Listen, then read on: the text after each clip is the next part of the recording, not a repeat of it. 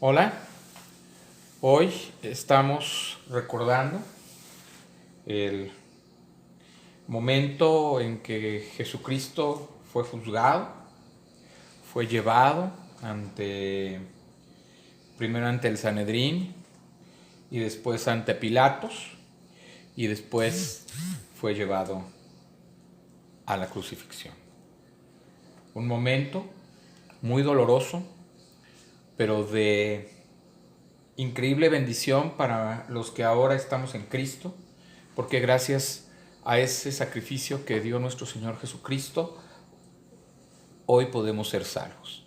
Hoy podemos tener una entrada al Padre, una entrada de bendición a su presencia. Hoy podemos tener una relación con Dios cada día más presente.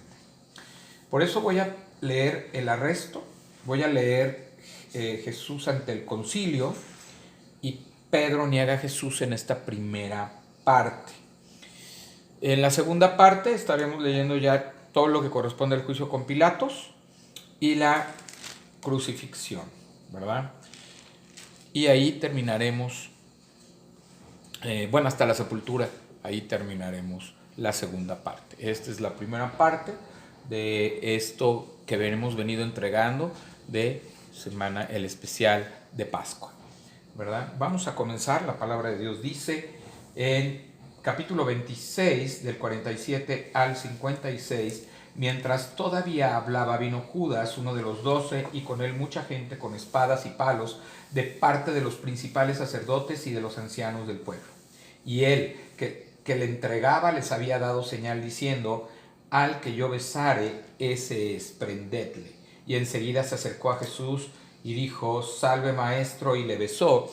Y Jesús le dijo: amigo, ¿a qué vienes? Entonces se acercaron y echaron mano a Jesús y le prendieron. Pero uno de los que estaba con Jesús, extendiendo la mano, sacó su espada e hirieron a un siervo del sumo sacerdote, le quitó la oreja. Entonces Jesús dijo: vuelve tu espada a su lugar, porque todos los que tomen espada, a espada perecerán. O sea, el que a hierro mata, a hierro muere. De ahí nace esta frase que hoy conocemos. ¿Acaso piensas que no puedo ahora orar a mi Padre y que Él no me daría más de 12 legiones de ángeles? Pero ¿cómo entonces se cumplirían las escrituras de que es necesario que así se haga? En aquella hora dijo Jesús a la gente: como contra un ladrón habéis salido con espadas y con palos para prenderme. Cada día me sentaba con vosotros enseñando en el templo y no me prendisteis. Mas todo esto sucede para que se cumplan las escrituras de los profetas. Entonces todos los discípulos dejándole huyeron. Entonces, en esta primera parte, pues lo que estamos viendo es ya la entrega, ¿verdad? Ya salen al encuentro de Jesús, salen a buscar a Jesús. Judas sabía dónde se reunía a orar con los discípulos, varias veces había estado ahí, también ahí lo dice en otro de los evangelios, y sale al encuentro y pues le da el beso y le dice: salve, maestro. Y bueno, amigo, ¿a qué vienes? Le dice en esta parte. Todavía le dice amigo en ese momento, ¿verdad? Y entonces se acercaron, le echan mano a Jesús. Pedro intenta defenderlo, saca la espada y le corta a uno de los siervos de uno de los fariseos, ¿verdad? Le corta la oreja. Esto pues en la conmoción de lo que estaba sucediendo, Pedro, siempre arrebatado, con su carácter de querer siempre salir a la defensa del Señor, siempre tomar iniciativa, pues trata de defenderlo y le corta la oreja. Nuestro Señor le llama la atención a Pedro en este momento. Pedro es, pues de alguna manera, exhortado por Jesús, ¿verdad? Primero le dice, pues el que al que toma por espada, ¿verdad? A espada perecerá. O sea, aquel que mata como mata, pues él morirá de la misma manera. Entonces, tranquilo, tómate tu tiempo, ¿verdad? ¿Qué crees? Que no, yo no puedo orar y pedirle a mi Padre que mande legiones, ¿verdad? Que me defiendan y que mande legiones de ángeles para que no pase nada. Pero no lo hago así porque se necesita cumplir la escritura de que yo, ¿verdad? Voy a ser arrestado y tengo que cumplir el propósito en la muerte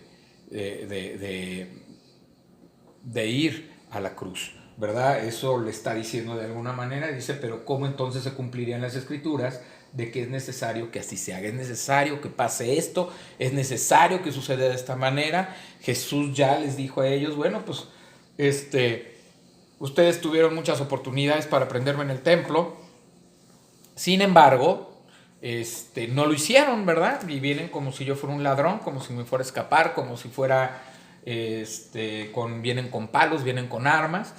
Pero esto lo dice, pero bueno, esto es necesario que suceda así para que se cumplan las escrituras y los profetas, ¿verdad? En otros capítulos de los evangelios nos muestra otros aspectos. Vamos a Marcos.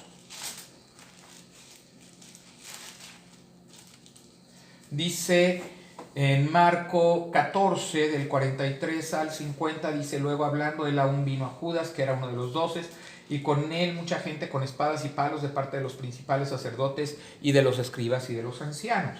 Y el que le entregaba les había dado señal diciendo, al que yo besare, ese es, prendedle y llevadle con seguridad. Y cuando vino, se acercó luego a él y le dijo, maestro, maestro, y le besó. Entonces ellos le echaron mano y le prendieron. Pero unos de los que estaban allí, sacando la espada, hirió al siervo del sumo sacerdote, cortándole la oreja. Aquí sigue diciendo que uno de ellos, todavía no especifica, en otros de los evangelios especifica que es Pedro. Y respondiendo Jesús le dijo, ¿cómo contra un ladrón habéis salido con espadas y con palos para prenderme? Cada día estaba con vosotros enseñando en el templo y no me prendisteis, pero es así para que se cumplan las escrituras. Entonces todos los discípulos dejándole huyeron. Aquí es más corto el relato que hace Marco, le pone atención, ¿verdad?, a la reacción que tiene, primero a la traición de Judas al entregar al maestro con un beso, segundo a la reacción de Pedro defendiendo al maestro, cortando la oreja de este personaje llamado Malco, que posteriormente en otro evangelio estaremos viendo el nombre, y pues aquí se salta en la parte en donde pues exhorta, ¿verdad? Exhorta a Pedro y se va directamente a la llamada a la llamada de atención o a lo que les dice acerca de cómo pueden salir por él aprendiéndolo. Con palos, cuando tuvieron muchas oportunidades, pero esto pasa para que se hagan las escrituras. Vamos a Lucas.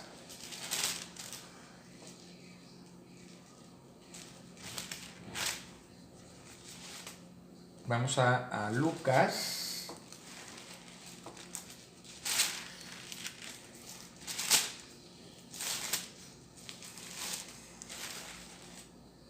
Lucas 22, del 47 al 53. Dice, mientras él aún hablaba, se presentó una turba y el que se llamaba Judas, uno de los 12, iba al frente de ellos y se acercó hasta Jesús para besarle. Entonces Jesús le dijo, Judas, con un beso entregas al Hijo del Hombre. Aquí está especificando otra frase, ¿verdad? Amigo, ¿a qué vienes? Fue donde leímos en Mateo. Y aquí ya le está diciendo Judas, con un beso, así la reacción que tiene Jesús cuando lo besa, ¿verdad? Cuando lo traiciona. Dice, con un beso entregas al Hijo del Hombre. Viendo los que estaban con él lo que había de acontecer, le dijeron, Señor, ¿heriremos espada? O sea, aquí como que hay una reacción de los discípulos de quererlo defender, pero se adelanta, ¿verdad? Antes de que conteste Jesús, se adelanta uno de ellos, dice, y uno de ellos iría a un siervo del sumo sacerdote y le cortó la oreja derecha. Entonces respondiendo Jesús dijo, basta ya, dejad. Y tocando su oreja, le sanó. O sea, que está diciendo que es la primera vez donde vemos que Jesús, en medio de esta turba, en medio de esta confusión, en medio de este apresamiento de noche, ¿verdad? Le están, lo defiende Pedro, le corta a Malco la oreja, y Jesús todavía tiene momento y un tiempo de compasión y misericordia para sanar la oreja. O sea, le toca la oreja y la sana, se la restituye. Entonces, aquí Jesús nos está dando un ejemplo de compasión y misericordia alrededor del sufrimiento que él está pasando y que él está viviendo, alrededor de toda la circunstancia que se va a dar y de la aflicción. Jesús todavía tiene amor y misericordia por ellos y sana una oreja. Todavía hace un milagro ahí, ¿verdad? Sanando la oreja de Marco. Y Jesús dijo a los principales sacerdotes, a los jefes de la guardia del templo y a los ancianos que habían venido contra él: como contra un ladrón habéis salido con espadas y palos. Habiendo estado con vosotros cada día en el templo, no extendisteis manos contra mí, mas esta es vuestra hora y la potestad de las tinieblas. Aquí lo que está diciendo es que es el momento de ellos, es el momento que tienen que actuar ellos, es el momento en la voluntad de Dios donde se permite que ellos puedan ahora sí apresarlo, ¿verdad? De alguna manera, y llevarlo, porque es el tiempo que se tiene que empezar a cumplir a partir de que lo apresan. Entonces está diciendo, es tu momento, es tu tiempo. Y la potestad de las tinieblas, ¿por qué dice la potestad? Porque en ese momento está actuando en el corazón de estas personas, de estos fariseos, saduceos, de los soldados romanos, de Judas. Está actuando el enemigo en su corazón para entregar a Jesús a este sacrificio. Pero todo se está haciendo de acuerdo al plan y la voluntad de Dios. Eso es muy importante dejarlo claro, ¿verdad? Aunque el demonio en esos momentos había sembrado, ¿verdad?, en el corazón de ellos egoísmo, orgullo, envidia, la idea de matar, de asesinar, ¿verdad? Pero ellos no sabían que en el plan Dios siempre estaba presente. Después vamos a Juan, ya para terminar esta parte, donde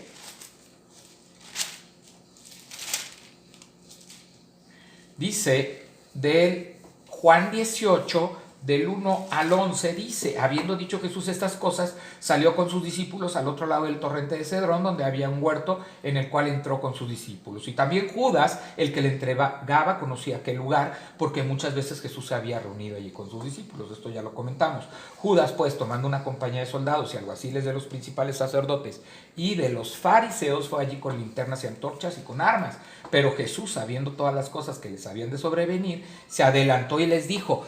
Él se adelantó hacia donde estaban ellos. Jesús se acercó sabiendo que ya había llegado la hora. ¿A quién buscáis? Le respondieron: a Jesús Nazareno. Jesús les dijo: yo soy. Y estaba también con ellos Judas, el que le entregaba. Cuando les dijo: yo soy, retrocedieron y cayeron a tierra.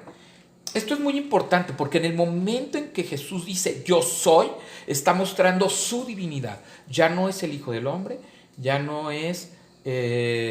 ya es el Salvador, ya es el Dios Salvador, ya es Dios hecho hombre, está mostrando su divinidad, porque está diciendo yo soy. Ese es el nombre de Dios, es el nombre que Dios le da a Moisés cuando lo envía a sacar al pueblo de la esclavitud de Egipto. Le dice: diles que yo soy, te envía, ¿verdad? Y cuando él dice yo soy, está mostrando la autoridad de Dios en él. Entonces, en ese momento, cuando Jesús habla y dice yo soy, muestra tal autoridad y se glorifica de tal manera, o sea, muestra su gloria, que ellos caen a tierra ante tal expresión, ¿verdad? Porque nadie puede ver a Dios, el que ve, nadie ha podido ver a Dios, y el que ha visto a Dios, pues muere irremediablemente. Entonces, esta es una cuestión, ellos caen, ¿verdad? Ellos caen al piso, ¿verdad? Retroceden y cayeron a tierra, dice, de la impresión del nombre de la autoridad por la que estaba hablando Jesús, que es la misma autoridad de Dios y es Dios mismo el que habla en ese momento. Volvió pues a preguntarles: ¿a quién buscáis? Ellos dijeron: a Jesús Nazareno. Respondió Jesús: os he dicho que yo soy, pero si me buscáis a mí, dejad ir a estos, para que se cumpliese aquello que había dicho: de los que me diste no perdí ninguno. Entonces Simón Pedro, que tenía una espada, aquí ya está diciendo, ¿verdad?, que fue Simón Pedro el que sacó la espada. Por eso con tanta seguridad decía yo que era Pedro. La desenvainó, hirió al siervo del sumo sacerdote y le cortó la oreja derecha, y el siervo se llamaba Malco. Aquí ya menciona aspectos importantes: el nombre de Pedro y el nombre de Malco. Jesús entonces dijo a Pedro: mete tu espada en la vaina, la copa que el Padre me ha dado no la he de beber. O sea, aquí hay otra llamada de atención con otra frase que también dijo Jesús, que dice: mete tu espada en la vaina, o sea, en su funda, y la copa que el Padre me ha dado no le he de beber. Él ya sabía que iba a morir, él ya sabía que se iba a entregar para lograr la redención de la humanidad y el perdón de los pecados por medio de su sacrificio. Por eso él ya sabía la voluntad del Padre, y la copa que él había pedido que se retirara, Dios le había dicho que era la única manera, y él va obediente a cumplir la voluntad de Dios. Entonces, pues bueno, ya vino el arresto y entonces ahora lo presentan ante el concilio. Los que prendieron a Jesús le llevaron al sumo sacerdote Caifás, a donde estaban reunidos los escribas y los ancianos, mas Pedro le seguía de lejos hasta el patio del sumo sacerdote, y entrando se sentó con alguaciles para ver el fin.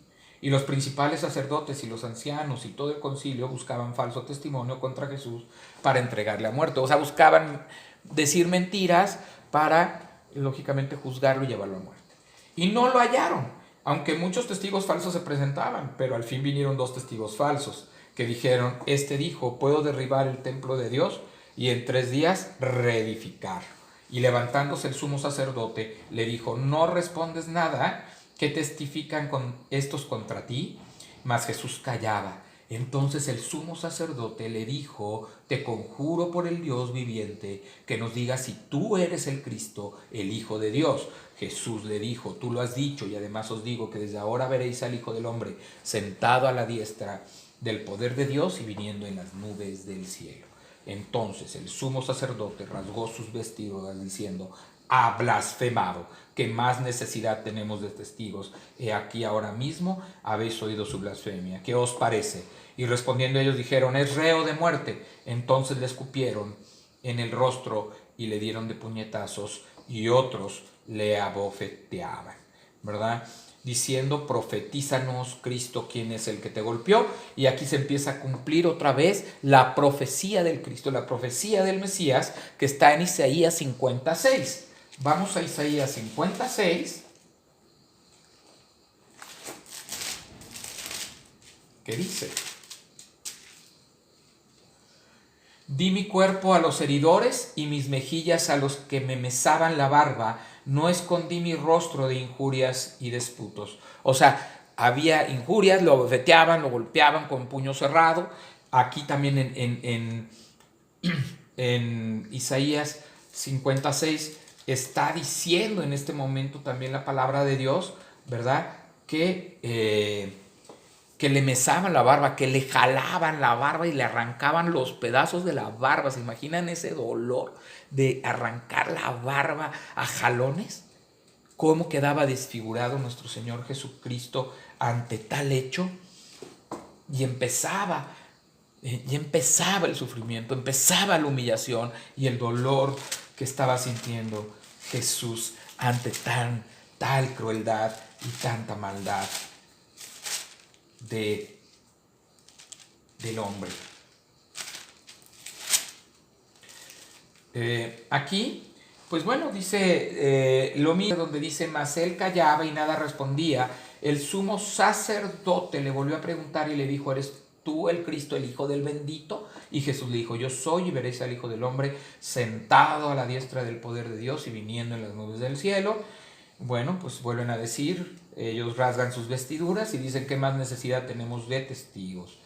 Y acá dice: y algunos comenzaron a escupirle y a cubrirle el rostro y a darle puñetazos y a decirle: profetiza, y los alguaciles le daban bofetadas. A cubrirle el rostro quiere decir que le ponían una venda, lo empezaban a golpear, le empezaban a jalar, ¿verdad?, la barba y todo, y entonces le decía: profetiza, y los alguaciles le daban de bofetadas, ¿verdad? Quiere decir: profetiza, a ver quién de todos nosotros, ¿verdad?, está haciendo esto.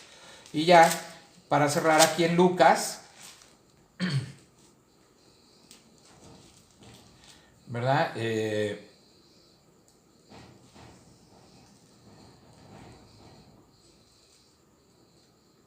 dice: cuando era de día se juntaron los en el pueblo los principales y los escribas, le trajeron al concilio diciendo: ¿eres tú el Cristo? Dínoslo. Y le dijo: si os lo dijere, no creeréis, y también si os preguntare, no me responderéis ni me soltaréis, pero desde ahora el Hijo del Hombre se sentará a la diestra del poder de Dios. Dijeron todos. Luego: ¿eres tú el Hijo de Dios? Y les dijo: vosotros decís que lo soy. Entonces ellos dijeron: ¿qué más testimonio necesitamos?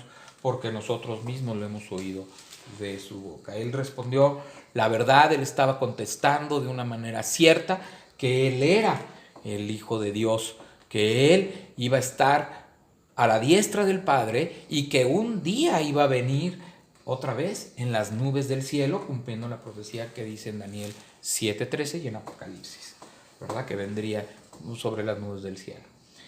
Ahora vamos a la parte de Pedro niega a Jesús, que esta es una parte muy interesante porque está narrada de una manera muy clara, y en todos los evangelios se narra de diferente manera, pero toda la escritura coincide con el hecho de cómo sucedió. Vamos a ponerlo, vamos a leerlo aquí en Mateo 26 del 69 al 75. Y con este vamos a terminar esta primera parte.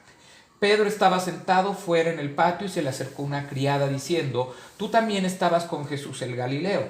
Mas él negó delante de todos diciendo: no sé lo que dices. Saliendo él a la puerta, le vio otra y dijo a los que estaban allí: también este estaba con Jesús el Nazareno. Pero él negó otra vez con juramento: no conozco al nombre. Juró en vano, juró con Dios en vano. Ahí pecó, tuvo un pecado.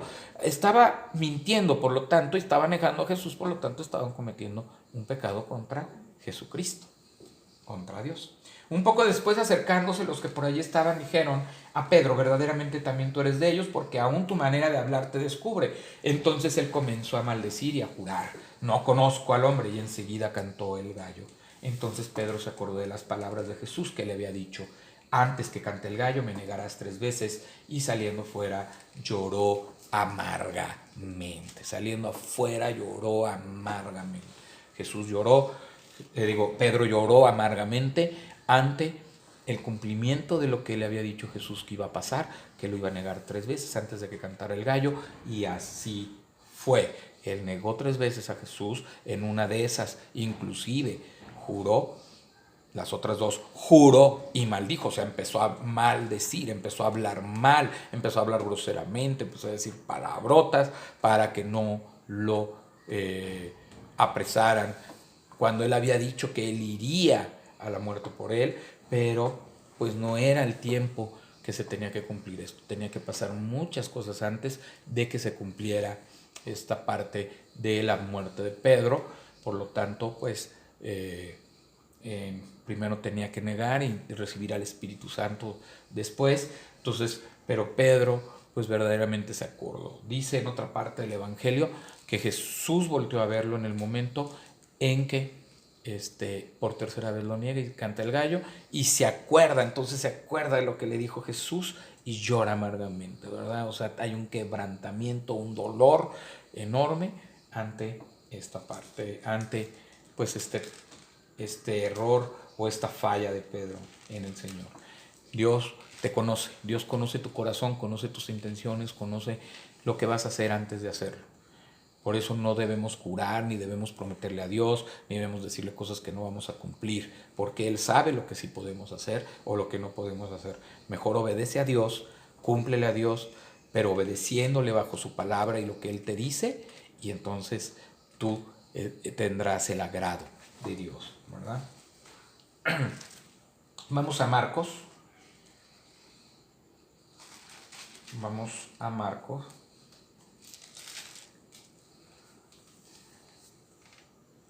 Marco dice: estando Pedro abajo en el patio, vino una de las criadas del sumo sacerdote, y cuando vio a Pedro que se calentaba mirando, le dijo: tú también estabas con Jesús el Nazareno. Mas él negó diciendo: no le conozco, ni sé lo que dices, y salió a la entrada y cantó el gallo. Y la criada, viéndole otra vez, comenzó a decir a los que estaban allí: este es de ellos. Pero él negó otra vez, y poco después los que estaban allí dijeron otra vez a Pedro: verdaderamente tú eres de ellos, porque eres Galileo y tu manera de hablar es semejante a la de ellos. Entonces él comenzó a maldecir y a jurar: no conozco a este hombre de quien hablas. Y el gallo cantó la segunda vez. Entonces Pedro se acordó de las palabras que Jesús le había dicho: antes que cante el gallo 2 veces, me negarás 3 veces. Y pensando en esto, lloraba. O sea, lloraba amargamente. Había un arrepentimiento, y pues ahí está aprendiendo Pedro, que es una persona arrebatada, que necesita de Dios, que necesita del Señor para cambiar eso de su vida. Ahora vamos a Lucas.